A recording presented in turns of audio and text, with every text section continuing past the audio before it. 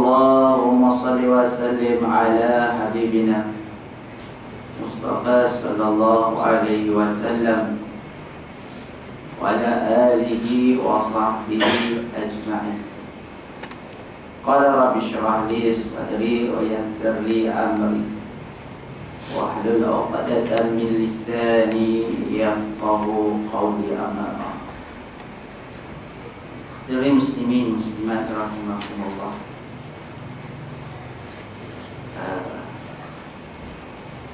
kita masuk ke surat 72 yang last kali kita baca tahun lepas. Bunyi jauh pada bulan lepas ya. Jadi itu sikap batiniyah yang menjadi keistimewaan kehidupan salat. Jadi kita nak salat ni dia menjadi rasa nikmat.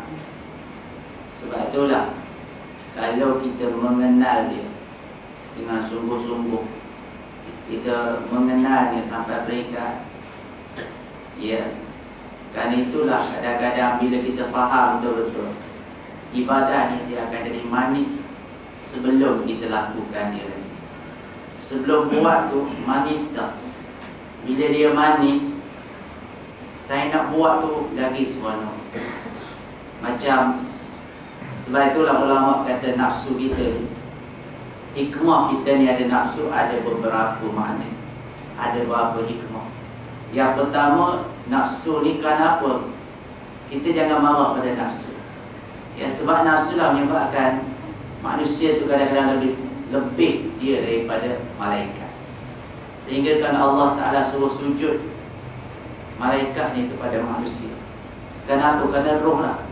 Roh ni nafsu lah, termasuk nafsu. Ya, fa iza sawaituhu wa nafakhtu fihi min ruhi faqa'u lahu sajidin. Apabila kami sempurnakannya jasad dia, kemudian kami tiupkan padanya ruh aku. Ya, maknanya roh ini daripada urusan Allah. Faqa'u, maka mereka tunduk sujud pada Adam, yakni manusia. Kenapa sampai mereka begitu? Sebab dalam tubuh manusia ini ada roh. Roh ini juga nafsu juga. Sehingga Nabi Allah Ta'ala bersumpah, wa nafsin wa ma sawwa, demi nafsu, demi jiwa dan juga penyempurnaan. Ya, di antara hikmah ada nafsu ni antaranya ia kena istimrar, supaya manusia berterusan. Ya, berterusan. Kalau tidak ada nafsu, macam mana kita boleh nak melahirkan zuriat? Nafsulah yang menyebabkan penerusan itu. Kalau tak ada nafsu, kita tidak ada rasa keinginan nak kahwin, berkeinginan nak kepada lelaki dan perempuan. Ada. Akhir sekali pupus. Ya. Dan yang kedua, isti'nas. Ya, merasa nikmat. Jadi kerana itulah tuan-tuan, ulama kata, bila kita makan nasi, nikmat. Tapi nasi yang sama kalau kita makan di syurga, Masya Allah, berlipat kali ganda nikmat. Buah durian ni kena pula yang musangking. Orang kata lah, saya pun tak kenal lagi yang tu. Mahal satu hal, sedap kan? Sedap, Masya Allah. Tapi dia lebih sedap kalau kita dapat makan di syurga. Dia di dunia pun sedap dah. Tuan-tuan makan tu sedap. Cuba tuan-tuan makan musangking di hotel. Lagi sedap. Makan pula atas kursi yang boleh menyengging kamu. Sedap. Padahal benda yang sama, tapi kedudukan tu menyebabkan lagi sedap. Ya, lagi sedap. Kahwin seronok. Imam Bakar kahwin seronok. Ewa seronok. Tapi kat syurga lagi seronok. Imam Bakar bukan seorang, bukan seorang, penuh kat belakang depan. Seronok. Itu dia.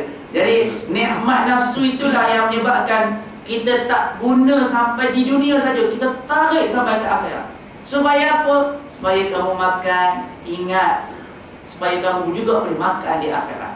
Bila kamu berkahwin, ingat, supaya kamu juga dapat isteri di syurga nanti. Jadi supaya itulah kita berusaha. Duk gambarkan isteri di syurga bidadari Allah, seronok.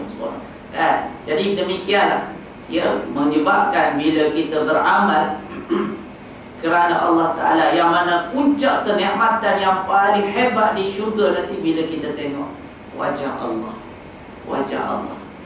Betul tuan-tuan, kita janjikan anak kita, kalau abang tahun ni dapat nombor 1, ayah beli basikal yang mahal punya. Budak punya ada nama apa kan, jenis basikal dia, yang jenis tayar dia aku panggil lesi kat rumah kan. Jadi dia pun dia tengok gambar pun rasa manis.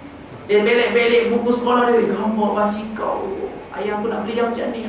Dia tengok gambar pun dia seronok kan. Tak miliki lagi.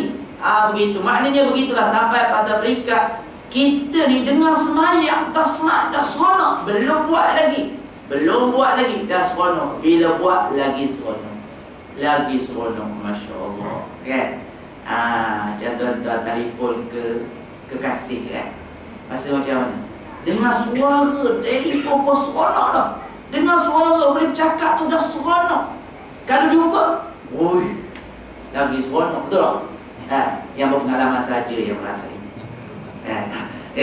Jadi sebab itulah kita dapat merasai nikmat begitu. Jadi sebab tu yang batin ni penting, boleh menyebabkan keinginan kita melakukan satu taat itu sebelum melakukannya sudah ada kenikmatan dan kemanisan.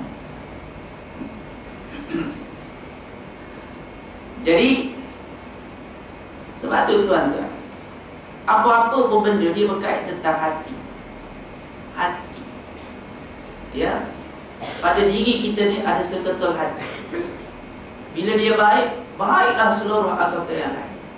Apa makna hati di sini? Emosi dan perasaan, insting kita ni. Tuan-tuan pergi kedai, tuan-tuan tengok satu buku yang begitu bernilai, yang dalam diri tuan-tuan rasa macam memang nak miliki. Lama dah aku dah cari tajuk ni. Tuan-tuan pun tengok pengarang dia, tengok beres dia, Masya Allah. Tuan-tuan akan terasa kalau aku tak beli, rugi aku. Bukankah itu emosi? Emosi kita itulah, perasaan kita itulah menyebabkan kita gagah beli juga. Emosinya daripada mana? Daripada hati. Emosi kita, sebab itulah kecintaan kita kepada Allah, emosi, kecintaan, keseronokan cinta kita pada Allah menyebabkan kita taat pada Allah. Inna muhibba lima yuhibbu muti'. Sesungguhnya pencinta itu, seorang yang bercinta itu kepada orang yang dicintai, akan menyebabkan dia akan jadi taat. Dia akan ikut. Sebab apa? Emosinya yang membawa dia. Keinginan kita kepada memilikinya menyebabkan kita sanggup buat apa saja. Jadi sebab itulah dia datang daripada batin, hati manusia. Kerana itu kita nak bagaimana nak menyebabkan emosi kita ni tertumpu kepada Allah. Bila kita sudah letak dan berjaya. Sebab tu tuan-tuan, kenapa Rasulullah ni dikatakan bu'istu li utammima makarimal akhlak. Ni musim Rabiul Awal. Semalam sedap malam saya di Nurul Iman Kampung Delik kan, ceramah umum tentang. Jadi ramai orang bercerita tentang akhlak Rasulullah yang teragung. Kenapa dia boleh jadi akhlak yang terbaik? Yang nak Allah Ta'ala sendiri mengiktiraf, wa innaka la'ala khuluqil azim, sesungguhnya kamu berada di atas budi pekerti yang agung. InsyaAllah. Sebab apa? Sebab yang pertama disebabkan latihan. Dan juga yang kedua disebabkan oleh disiplin diri terhadap perkara yang baik. Mendisiplinkan diri, keteguhan mendisiplinkan diri menyebabkan dia menjadi begitu hebat. Orang yang ada disiplin, kita kata dia ada prinsip.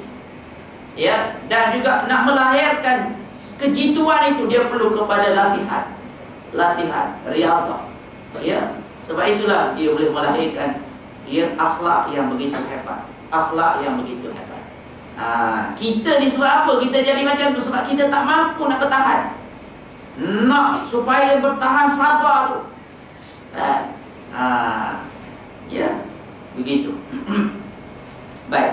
sikap batiniyah yang menjadi keistimewaan kehidupan salat. Jadi dia merujuk kepada batin. Pengertian batiniyah yang merupakan keistimewaan kehidupan salat itu amat banyak. Banyak. Batu Imam Al-Ghazali dia memang seorang pemikir. Nak merasai, biar menjejak semua amalan itu, biar kita lakukan dengan penuh kesedaran, dengan penuh keinsafan dan merasai nikmat di dalam. Kita ni tenggelam dalam nikmat itu, supaya bila kita buat amalan bukan dipaksa-paksa. Kita buat amalan bukan maknanya kita menggagah-gagahkan, sebab benda ni suatu ketika kita akan letih. Tapi bila kita buat dengan penuh perasaan, dengan penuh keseronokan, dia tak akan rasa berat. Ya, dia akan berasa nikmat, nikmat dan nikmat. Masya Allah.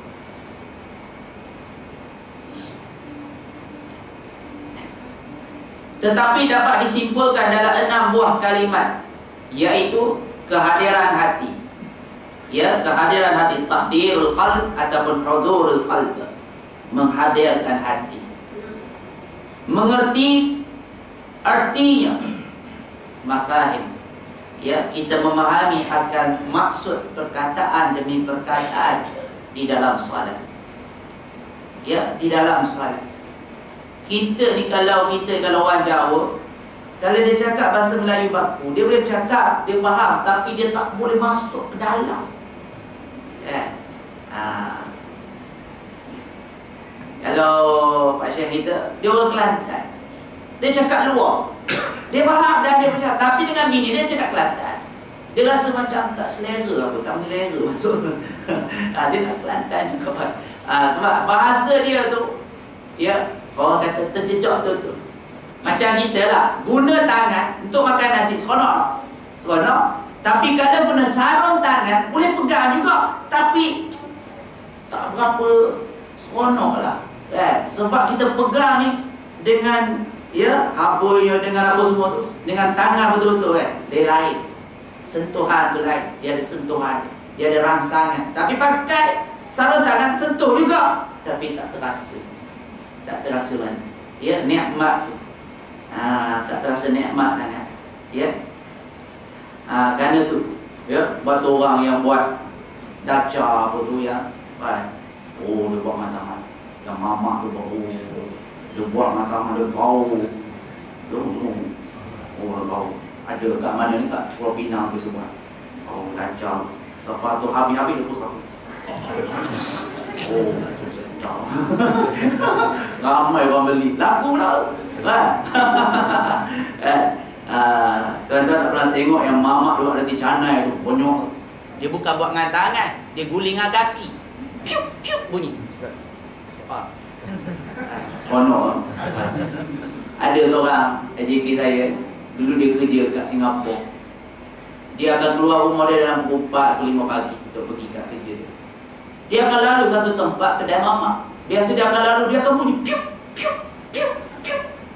Apa benda dia? Piup, piup, piup. Satu malam tu dia minta. Rupanya mamak-mamak ni dia guli tepung tu dengan kaki. Ya, bila dia guli kan benda tu tepung air. Bila dia terpicit dengan ibu jari, piup dia naik. Patut yang kita duk makan sedap tu. Dia guli dengan kaki. Aduh, tuan makan sampai jilat tangan. Ada guli dengan kaki. Kalau buat dengan mesin tak seronok ke apa, kan? Dengan tangan, dengan kaki. Jadi begitu, ya. Memahami pengertian artinya, memahagungkan, maksudnya memasukkan nilai isti'azam, ya, ta'zim, merasakan keagungan Allah, ya, keagungan Allah. Kita ni dengar Roblox, takut tak nampak polis lagi, speed track ke apa ke, nampak JPJ, orang kata JPJ, gegebara, padahal tak nampak lagi. Sebab apa? Takut punya pasal. Gelabah. Jadi begitu, ya. Jadi maknanya sebab apa kita tahu dia ni dahsyat, dia ni ada kuasa, Tadi saya nampak, tadi saya lalu ke highway, dia berhenti satu trailer. Lepas tu dia nampak kereta luar gitu je. Oh, mak tepi belakang. Oh, padahal waktu nak lintas ke depan, tak berani nak pergi. Padahal kalau kita boleh lari. Maknanya begitu dahsyat. Ya, takut tu berhenti. Kan? Jadi takutnya kita sebab kita tahu kuasa dia. Tapi kenapa pada Allah tak terasa takut? Sebab manusia tak beriman, ya, kepada kekuasaan sultaniyah. Itu dia kata Maliki Yaumiddin, mulkiyah, kerajaan, kekuasaan Allah Ta'ala tak masuk dalam hati kita. Ya, kita duk takut ke benda lain. Duk takut benda lain. Ya, di zaman Rasulullah ada seorang sahabat nak cerita, nak soal masalah tentang kebangkitan Dajjal lah, pada akhir zaman lah, huru-hara lah. Ya, Nabi cerita kat dia, benda tu kecil je. Ya, kamu jangan takut. Benda tu kecil je. Tak dibandingkan dengan kuasa Allah. Nak dibandingkan dengan masyiat Allah, kehendak Allah. Ya, yang penting kamu beramal. Bukan kamu takut pada benda tu. Kamu kena takut pada Allah. Benda tu kecil. Sebab itu Dajjal tak ada nama pun dalam Quran. Hanya sepihan ataupun dipanggil tersirat saja Allah Ta'ala sebut dalam Quran. Hari ni orang duk wawakan Dajjal, hafal 10 surah Kahfi awal dan akhir. Ya, tak apalah, nak amal tak salah. Tapi masalahnya takutnya ke Dajjal, tapi ke Allah tak takut pula. Jadi sebab tu Allah Ta'ala tak letak dalam Al-Quran nama Dajjal. Sebab apa? Tak ada apa benda pun kawan tu.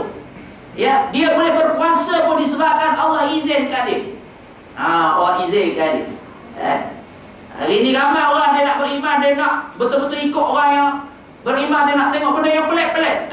Kebenaran dia tak perlu pada benda yang pelik-pelik. Sebab tu ramai orang akan ikut Dajjal. Sebab Dajjal boleh buat benda yang pelik. Menghidupkan yang mati, yang mematikan yang hidup. Menumbuhkan pokok-pokok yang mati. Dan mendatangkan makanan-makanan daripada langit. Menurunkan hujan yang lebat. Memberhentikan padang pasir tanah menjadi kering. Dia boleh buat. Oh, kata pelik ni Tuhan, ni Tuhan. Ramai orang akan beriman dengan Dajjal. Kufur kepada Allah Ta'ala. Ya, sedangkan kebenaran tu datang daripada Allah. Ya, al-haqqu min rabbika fala takunanna minal mumtarin. Ya, kebenaran itu datang daripada Allah. Jangan kamu diragu-ragukan. Jadi kena memasukkan rasa ta'zim. Ya, kerana itulah, kerana ta'zim pada Allah. Dalam sedap tidur kita boleh bingkah bangun. Sebab rasa gerunnya pada Allah Subhanahu wa ta'ala. Gerunnya kepada Allah Ta'ala, kuasa Allah Ta'ala. Kita masuk hutan, orang kena hutan, dia tengok tapak kawan tu, dia tak masuk tau. Sebab dia tahu siapa buat belang ni ke apa ke, kan? Gitu. Jadi kita dengan Allah lebih daripada itu. Merasakan, memahaagungkan. Berapa? 4, 3. Yang keempat, ketakutan. Ada nilai khauf. Nilai khauf, takut kepada Allah Ta'ala. Kemudian yang kelima, pengharapan, yakni raja. Kita kena ada raja. Dalam surah Al-Imran ayat ke-21 rasanya, ya. Laqad kana lakum fi Rasulillahi uswatun hasanah liman kana yarjullaha wal yawmil akhir wa dzakarallaha katsiran. Sesungguhnya bagi kamu pada Rasulullah itu contoh teladan yang baik. Siapakah yang boleh ambil contoh ini untuk diteladani dan diikuti? Sebab Rasulullah ini tuan-tuan bukan diperarakkan. Hari ini kita berarak je, berselawat je, tawaf satu kampung, satu taman, sallallahu alaihi Muhammad. Buat banting, buat banner, kami cinta Rasulullah. Rasulullah lah, ya, rahmat lil alamin. Kita pun tulis. Yang lelaki duduk kat depan, yang perempuan duduk belakang, sedondong pakai baju. Sallallahu. Jadi bukan tu tujuan Rasulullah dilahirkan. Bukan. Ya. Sebabnya Rasulullah ini dicintai. Sebab apa dia dicintai? Sebab dia seorang yang cukup baik. Ya, dia diikuti. Sebab apa? Dia integrasi. Integrasi. Ya, dia ni amanah, al-amin. Ya, diikuti, dipercayai. Ya, dipercayai, dia dipercayai sebab dia ni al-amin. Dan dia diikuti disebabkan dia banyak menolong manusia. Dan dia seorang pemimpin yang agung. Sebab apa? Dia meninggalkan legasi. Apakah legasi Rasulullah? Dua perkara, sunnah dan hikmah. Al-Quran dan juga hikmah, iaitu sunnah Nabi SAW. Jadi dalam ayat ini diterangkan, liman kana yarjullah, orang yang boleh mengambil Rasulullah sebagai qudwah dia ialah bagi orang yang mengharapkan Allah dan mengharapkan akhirat. Lantas dia berzikir dengan sebanyak-banyaknya kepada Allah. Itulah tanda orang nak ikut Rasulullah. Ada tiga. Pertama, dia mengharapkan Allah. Yang kedua, dia mengharapkan akhirat. Lantas dia berzikir sebanyak-banyak. Itulah orang yang mengikuti contoh Rasulullah. Tapi kalau semaya pun tidak, masjid pun tak datang, belajar pun tidak, berakhlak baik pun tidak, maka kita ni sia-sia je. Ya. Maknanya nak mendapat contoh itu, sebab tu dalam tu disebut liman kana yarju, bagi orang yang mengharap, dia ada harapan, raja. Jadi inilah yang dikatakan iman. Inti kepada iman itu ialah kena ada harapan. Kita kena berharap dengan Allah, berpaut dengan Allah. Sebab itulah ada dua tadi ya, Allah dan hari akhirat. Bila kepada Allah, kita mengharapkan ar-redha, keredaan Allah. Kita mengharapkan keredaan Allah. Bila dengan akhirat, kita mengharapkan kebahagiaan di sana. Kebahagiaan, mengharapkan redha Allah dan mengharapkan kebahagiaan di akhirat. Kemudian yang keenam, merasa malu. Al-haya, merasa malu. Malunya kita kepada Allah. Allah bagi nikmat, kita tak boleh nak tunduk, rakaat, sujud, tadarruk kepada Allah Ta'ala. Malu kita kerana Allah ni 24 jam duk bagi kat kita. Tentang dia, kita ni kalau betul-betul satu hari beramal, apa benda je kita beramal tentang. Yang wajib dalam sehari-hari ni semayang je. Puasa sekali je sebulan. Sekali sebulan. Sebulan sekali, satu bulan je setahun. Haji sekali seumur hidup. Zakat setahun sekali. Itu pun kalau mampu. Haji pun kalau mampu. Kan? Yang betul-betul yang perlu kita buat, semua orang perlu buat, miskin ke dia, kaya ke dia, sakit ke dia, sehat ke dia, musafir ke dia, bermukim ke dia, ialah salat. Salat. Ya, satu hari salat je. Berapa jam kita ambil masa untuk salat, tuan-tuan? 5 minit je. Ambil wuduk, kita kata 10 minit je. 5 kali 50 minit. Tuan-tuan, sejam lah kita kata. Sejam. Yang Allah bagi pada kita 23 jam lagi tu, Allah kata ambil lah kamu nak buat aku. Tapi 1 jam je aku minta untuk kamu sembah aku je. Tu pun berapa ramai orang mencuaikan dengan 1 jam tu. Allah bagi 23 jam untuk kita buat apa yang kita suka. Ya. Ramai manusia tidak bersyukur kepada Allah Ta'ala. Tu Allah minta.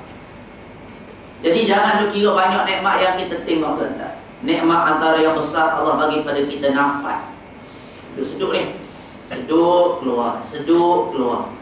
Allah, tak terasa nikmat seduk keluar ni. Ya. Jom kita pergi hospital dekat je. Masuk ward yang berapa? 5 ke 7. Yang orang pakai mak oksigen tu. Kan? Dia bernafas tu macam orang nazak. Bunyi tu bergerak. Kan? Kalau dia sedar tu, cuba tuan-tuan bisik kat dia. Kan? Datuk nak apa? Bini muda, kereta besar, pangkat, tak nak dia. Lepas tu nak apa? Nak nafas, nak nyawa. Masa tu dia tak nampak dah duit, dia tak nak, itu dia tak nak, apa tak nak, padang kau pun tak nak. Padang kau pun tak nak. Melancur ke Hawaii, lari tak nak. Yang dia nak ialah nafas.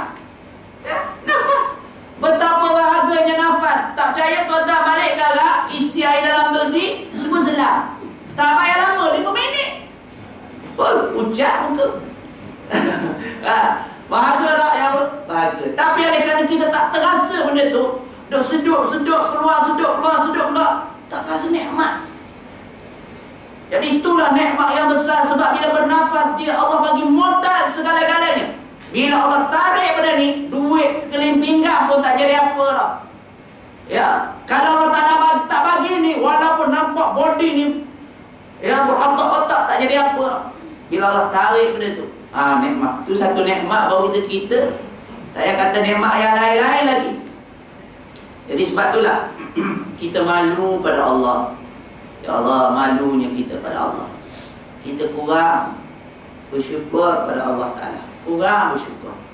Ya, batu mula-mula kita baca Alhamdulillahirabbil alamin, segala puji bagi Allah. Apa makna syukur? Apa makna tahmid ni? Maksud syukur ialah taat ilallah. At-ta'atu ilallah. Tu tanda syukur. Tanda syukur lagi ialah tarku ma'asi. Kita meninggalkan maksiat. Tinggal maksiat. Ya. Jadi kadang-kadang ada makna maksiat-maksiat yang kita tak perasan dia satu maksiat. Kita berdendam, kita berdengki, kita fitnah, kita burukkan orang, kita menyimpan prasangka-prasangka yang jahat. Ini dosa besar yang menyebabkan kerosakan pada amalan kita. Ya, akhlak yang buruk boleh menghancurkan amalan kita. Sebagaimana juga menghancurkan mati. Nabi kata, ya, hari ini kita buat amalan tapi akhlak kita buruk. Buruk dengan isteri buruk, dengan anak buruk, dengan jiran buruk, dengan pekerja kita bersikap buruk kan? Jadi tak ada nilai. Sebab itulah. Kemudian untuk jelasnya, tu dia sebut satu-satulah, dia tak telah lagi tu. Untuk jelasnya, baiklah kita adakan perinciannya. Kita perincikan.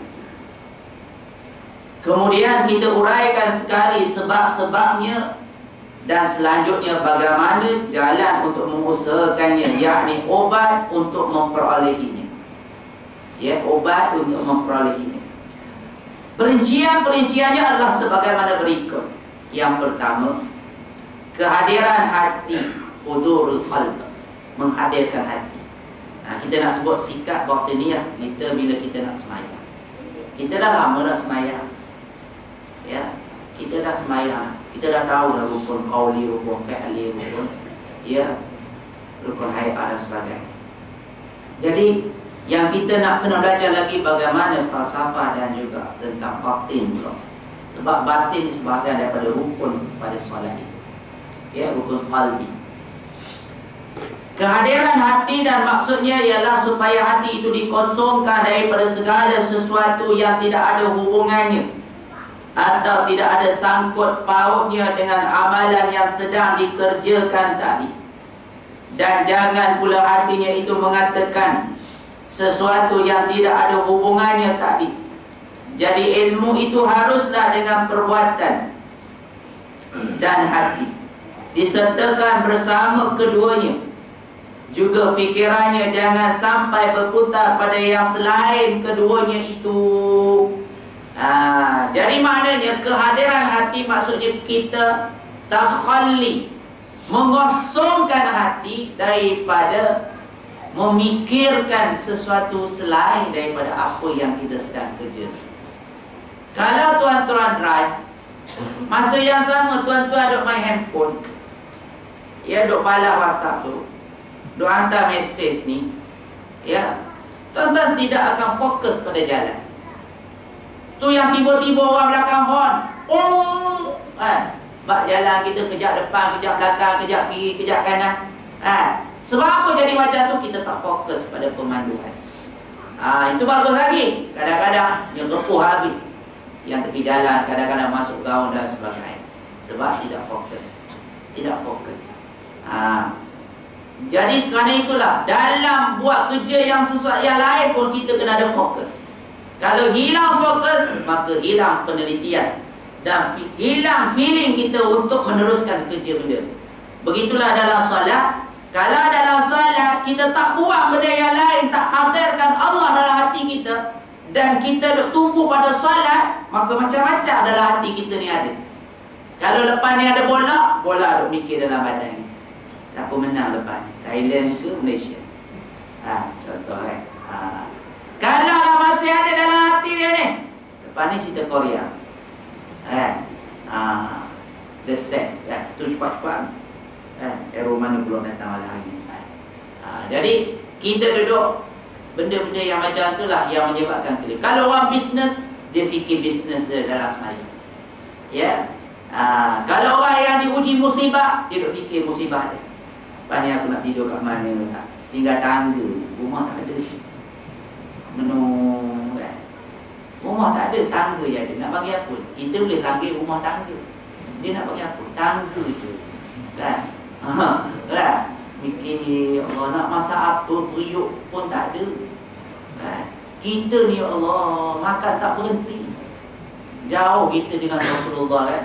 Rasulullah ni dalam bab-bab maulid, Rasulullah kan sikit makan. Rasulullah seorang insan yang jaga kesihatan, sikit je makan. Sikit je makan. Sebab tu Rasulullah benci orang yang banyak sedawa. Ya. Kita memang Rasulullah sikit makan. Kita yang nak ikut Rasulullah ni sikit juga. Sikit juga. Betul. Sikit-sikit makan. Sikit-sikit makan. Ya. Rasulullah sikit makan. Kita sikit-sikit makan. Sikit-sikit makan. Memang tabiat orang kita. Kalau dia duduk seorang, dia tidur. Kalau duduk dua orang, dia mengumpat. Betul tak? Kalau duduk ramai, dia cara nak makan. Jom. Kena nasi Arab. Jom. Keluar nasi Arab, duduk tak lama jumpa kawan. Man, apa tak jumpa? Teh tarik tu? Teh tarik. Makan. Orang kita makan tak apa. Kalau orang Cina duduk seorang-seorang, dia mengipas. Ngipas. Kalau duduk dua orang, dia berjudi. Kalau duduk ramai, dia meniaga. Kan? India saya lupa. Jadi macam tu, kita asyik makan.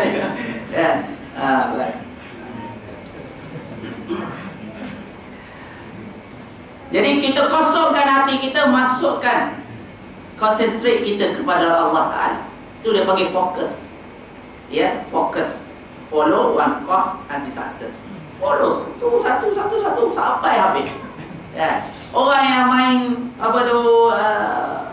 perlombaan kan, mau kereta ke motor, dia takkan jaga benda lain tau. Dia fokus tu je, jalan dan pesaing dia. Kalau dia kita fokus je, habis dia masuk litar lain, dia jatuh, dia gitu. Ya. Jadi sebab itulah kita kena fokus. Itu dia panggil sebagai khusyuk. Kena ada khusyuk dalam sembahyang kita. Ya. Jadi Islam mengajar sembahyang ini untuk melahirkan keterapian, ketelitian, fokus kita dalam hidup. Sebab orang yang fokus dalam sembahyang, kita akan nampak dia akan fokus dalam hidup dia. Dia akan fokus. Dia tahu tujuan aku hidup ialah ibadah. Aku datang untuk Allah dan perjalanan aku mengikut jalan Rasulullah. Dia fokus. Dia tak akan menyeleweng. Sebab itulah kita kena fokus. Sebab ulama dia terjemahkan, ya, khusyuk itu ialah isti'azamullahu fi qalbi, merasa agung, merasa besarnya Allah di dalam hati. Ya, bila Allah merasa dia besar pada Allah, maka yang lain tu dia tak nampak dah. Tak nampak dah. Tu yang kata kosongkan tu. Macam mana kita nak kosongkan kalau kita tak boleh nak merasakan depan mata kita yang paling hebat? Batu orang, ulu-ulu orang yang darat-darat ni pergi Kuala Lumpur, tuan-tuan dia tengok KLCC tu.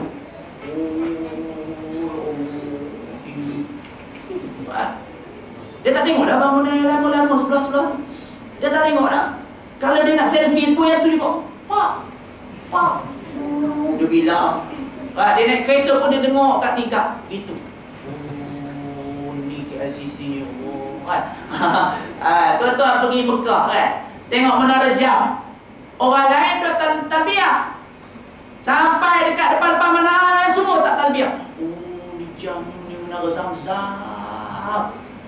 Sampai kamu tahu kata talbiyah. Lupa dah nak talbiyah apa dia lupa.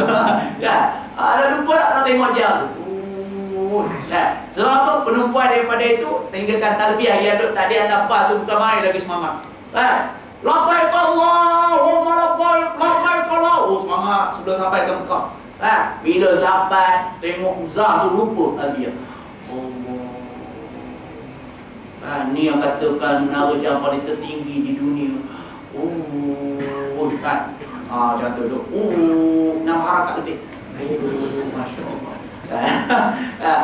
Jadi dia fokus pada tu sehingga kan dia lupa yang lain. Ya. Jadi sebab itulah bagaimana kita nak kosongkan tu. Kita kena kosongkan bila kita dapat menghadirkan kehebatan Allah Ta'ala, maka yang lain jadi tak nampak. Yang lain tak nampak. Ya. Kalau saya lah malam ni saya bawa kereta Porsche yang terbaru punya, tuan-tuan akan giling kepala tengok. Tengok dia punya respon pun tuan-tuan tengok terkejut. Amin lah. Lama duk naik usaha tuan-tuan ni bila nak. Jadi kalau saya bawa je, tuan-tuan lepas ni tak makan, duk pergi situ dulu. Ni kata siapa ni? Duk tanya. Sebab tak tahu saya datang nak lawat kan. Tak tahu. Bila dah habis makan saya pun pergi kata, tak punya. Jadi saya duduk seorang kat situ. Orang pakai pergi kat kereta. Sebab apa? Sebab dia teruja tengok kereta tu, lupa nak makan. Untung saya seorang makan malam tu, kan? Jadi dia nampak dia tu besar. Jadi sebab itulah bagaimana kita nak fokus, kita kena rasa betapa hebatnya Allah dalam hidup kita. Nabi bila daksa main letak pedang kat tekak Nabi. Ya, Nabi tak ingat pada pedang. Nabi tak rasa pun pedang tu hebat, boleh mematikan Rasulullah. Sebab Rasulullah yakin yang mematikan aku, yang melukakan, memudaratkan adalah Allah Ta'ala. Sebab tu dia daksa letak, tenang je Rasulullah kata. Ya, Rasul kata, siapakah yang boleh menolong kamu daripada pedang ni? Nabi dengan tenang, Allah, gemetar perkataan Allah itu menyebabkan daksa menggigil dan jatuh pedang ni. Rasulullah ambil balik, letak balik kat tekak dia. Sekarang siapa boleh tolong kami?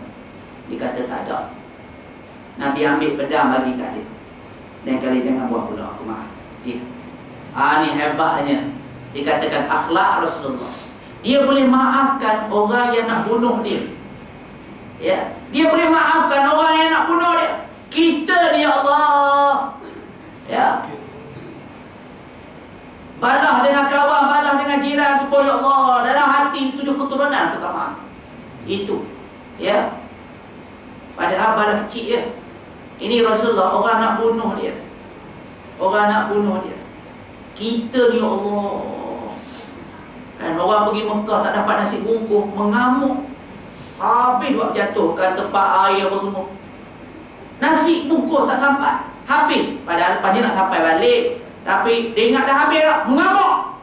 Aku bayar. Aku tak dapat. Oh, dia mengamuk. Padahal nasi bungkus je. Kalau tak makan hari tu pun tak mati. Ni apa itu hebat Rasulullah. Ya. Jadi sebab dalam hati Rasulullah adalah Allah segala-galanya. Allah segala-galanya. Jadi sebab itulah kosongkan hati kita. Ambil masa kita nak sembahyang. Ya. Sebab itulah kalau nak ambil masa memang kadang-kadang tak jadi juga. Sebab tu dalam hidup kita ni sentiasa fikir. Ya. Ijlis bina nu'min sa'ah. Duduk bersama aku untuk memikirkan tentang Allah. Berfikir sesaat itu, ulama kata aku lebih suka daripada aku menegakkan sembahyang malam. Berfikir itu boleh mendatangkan rasa takjub, rasa haibah pada Allah Subhanahu wa Ta'ala. Jadi kerana itulah mendatangkan dan menghadirkan hati. Jadi hati yang macam mana yang boleh hadir tuan-tuan? Hati yang bersih. Hati yang bersih. Hati yang kotor, dia akan jadi lemah nak buat ibadah. Ya, sebab itulah Dr. Yusuf Al-Qaradawi dia mengulas tentang apa makna ibadah. Ibadah ni apa? Ibadah ni Dr. Yusuf Al-Qaradawi kata ibadah ialah nihayatul khudu' ma'a nihayatul hubb. kemuncak daripada ketundukan, yakni ketaatan, beserta dengan kemuncak kecintaan. Mana kecintaan itu dari mana? Daripada hati lah. Disebabkan cinta. Sebab itu dalam Quran penggunaan cinta, yuhibbuhum wa yuhibbunahu. Allah cinta pada mereka, mereka cinta kepada Allah. Ya. Perkataan cinta. In kuntum tuhibbunallah, jika kamu cintakan Allah, fattabi'uni, ikutlah aku, yakni Rasulullah. Yuhibbukumullah, Allah akan cintakan kamu. Bila Allah cintakan kamu, yaghfir lakum dzunubakum, Allah ampunkan dosa-dosa kamu. Maknanya kita nak cinta Allah Ta'ala ni. Jadi sebab itulah dia sebut datang daripada hati cinta itu. Ya, bila kita ikut Rasulullah, itu tanda kita cinta pada Allah Subhanahu Wa Ta'ala. Jadi bagaimana nak melahirkan rasa keagungan Allah Ta'ala ini? Hati kena dibersihkan. Sebab hati yang kotor dengan maksiat, hati yang dikotorkan dengan kelalaian, dengan cintakan dunia, hati yang begini tuan-tuan, dia akan lemah bila buat ibadah. Lemah tuan-tuan. Nak baca Quran, berat kita nak baca Quran. Kita boleh scroll up, scroll kita punya WhatsApp. Boleh baca satu kita baca. Tapi untuk kita layan Quran satu-satu takkan mungkin. Sebab apa? Kita, hati kita tu, ya, emosi kita pada Quran tak nampak. Emosi dalam nak tengok tu, nak tengok cerita baru, nak tahu perkembangan terbaru. Kita tak pernah nak merasai nikmat emosi dengan Al-Quran. Ya, begitu. Jadi sebab itulah dia datang daripada hati yang bersih, hati yang bersih. Ya, itu yang dia kata nur ala nur, cahaya di atas cahaya. Cahaya Al-Quran dan cahaya akal fikiran. Bila hati kita bersinar dengan cahaya Al-Quran, akal kita akan bersinar. Cahaya Quran, cahaya akal bergabung. Nur ala nur, cahaya di atas cahaya. Bila dia berkembang, maka akal akan dapat berfikir, melihat pada diri dia ni ada peraturan Allah, ada campur tangan Allah.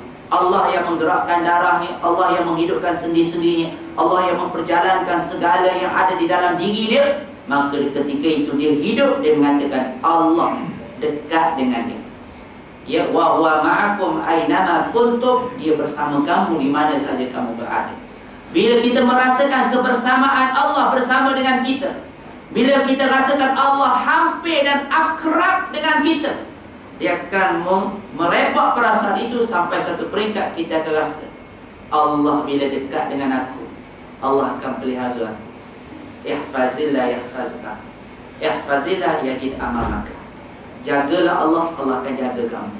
Jagalah Allah, Allah ada di hadapan kamu. Bila kita sudah merasai Allah dekat, kita akan dapat merasai Allah memerhatikan kita. Sampai satu ketika kita dapat merasai Allah, kita akan menyebabkan kita jadi syuhud, menyaksikan Allah di hadapan kita. Ini mana ihsan. Anta'budallah ka'annaka tarahu. Kamu sembah Allah seperti kamu melihat Allah. Syuhud maksudnya menyaksikan Allah. Ya, menyaksikan Allah. Macam kita ada anak yang kita sayang, belajar luar negeri, tapi kerana rindu kita seolah seperti kita makan depan dia. Kita seperti melihat dia bersama dengan kita, terasa terngiang-ngiang dia bercakap dengan kita. Sebab syuhud, penyaksian, kita menyaksikan dengan perasaan walaupun kita tak nampak. Ya, perasaan tu yang kita nak bina tu. Bila Rabah kata dia tak boleh, lepas Rasulullah wafat, dia tak boleh duduk di Madinah. Perasaan dia, dia rasa syuhud, dia nampak Rasulullah.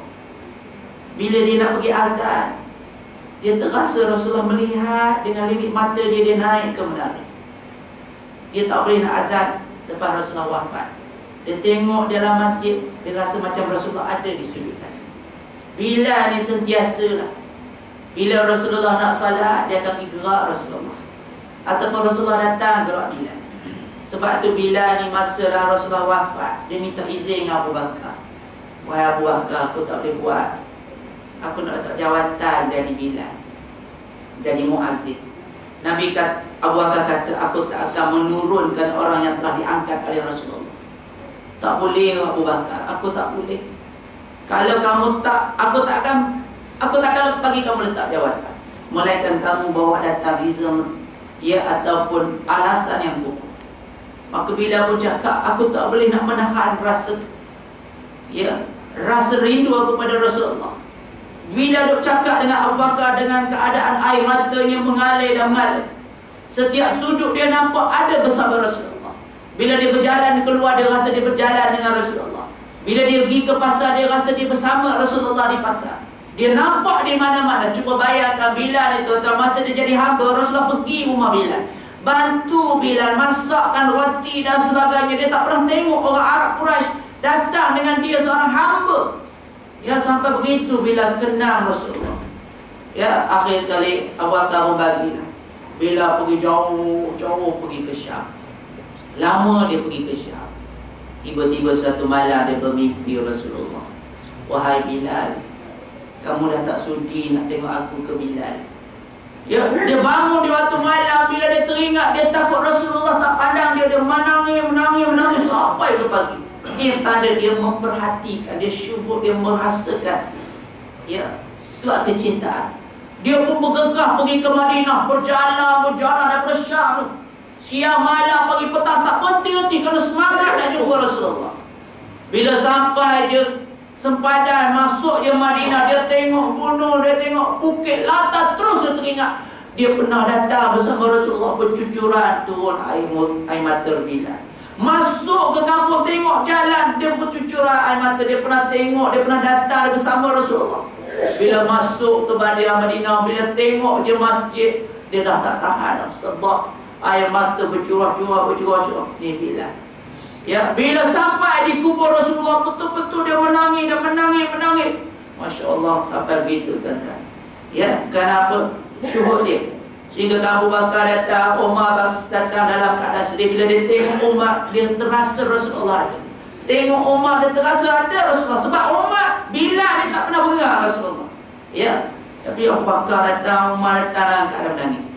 Begitu sampai ke akhir sekali. Wahai Bilal, kamu dah lama tak datang Madinah. Alang-alang kamu datang, azallah Bilal. Ya, Bilal tak nak. Walaupun khalifah yang suruh, Abu Bakar, minta maaf lah, saya tak boleh. Umar datang pujuk, tak jadi. Akhir sekali mereka bawa datang Hasan dan Husain. Bila dia tengok je Hasan dan Husain, terus dia terpandang Hasan, wajah Hasan macam Rasulullah. Tengok Husain, kaki Husain macam Rasulullah. Dia terus menangis lagi. Ya, tambah dia peluk, dia menangis, dia peluk. Ya, cucu baginda sallallahu alaihi wasallam. Ini kerana perasaan yang mendalam, kecintaan. Barulah Hasan dan Husain pujuk Pakcik Bilal, tolonglah Hasan, dah lama rindu kepada Datuk. Oleh kerana Bilal ni dia rasa Hasan dan Husain ni ada kaitan dengan Rasulullah, cucu Rasulullah. Kalau tak ikut kemahuan cucu Rasulullah, dia takut Rasulullah tak pandang dia. Dia pun naik kat menara, jalan dalam keadaan sedih, menangis.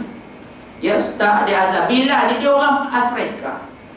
Dia tak macam orang Arab, bahasa dia pun bahasa yang tidak fusahah sangat.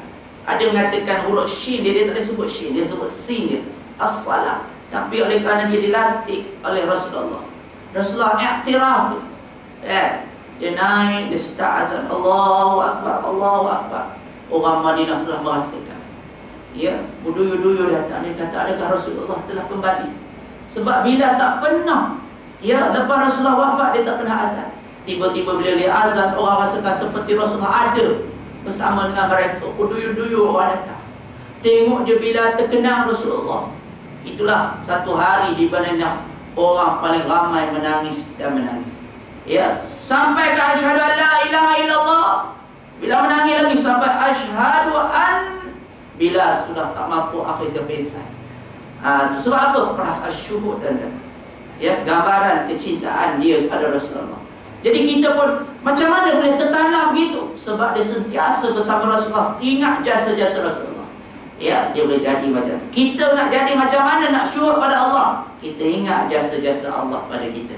Rezeki yang Allah bagi pada kita, anak yang Allah bagi pada kita, kesihatan, hidup, iman, Islam, ibadah. Kita rasa, ya Allah, buta budi sungguh padamu ya Allah. Dalam hatiku tidak ada yang lain melainkan Allah. Ini allazina idza zukirallah wajilat qulubuhum. Apabila disebut nama Allah, gementarlah hati mereka, sebab dalam hatinya keseluruhannya adalah ingat pada Allah. Man wajada fihi halawatal iman ayakuna Allah wa rasulahu ahabba ilaihi mimma siwahuma. Ya, kama ya, salah satu 3 perkara kalau ada dalam hati kita akan mendapati kemanisan iman. Bila kamu meletakkan Allah dan Rasul, lebih kamu cintai selain daripada kedua ini. Lebih. Bayangkan kecintaan yang mendalam